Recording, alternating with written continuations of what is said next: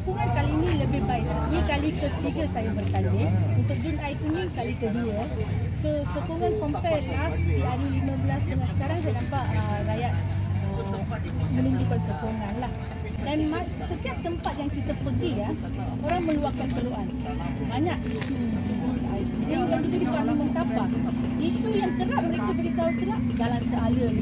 So sejak Ogos tahun lepas sampai sekarang ni, kebanyakan penjaja-penjaja kecil di kawasan sekitar pasar-pasar ni, mereka semua menghadapi masalah kerana jalan ni. Dan seruan mereka, jalan ni kena kembali. Dan ini menyusahkan, parking tak dapat, customer berkurang, so mereka pendapatan pun berkurang.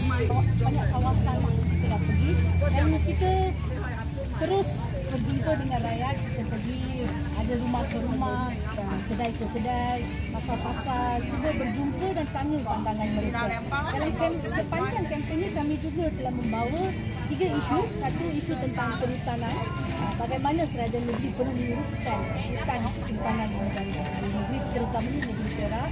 Dan juga sebelum itu kita ada buat sidang media tentang semalam kita buat tentang kos perumahan. Dan hari ini kita akan buat sidang media tentang isu masyarakat orang asing di depan pejabat Tanah Tapah.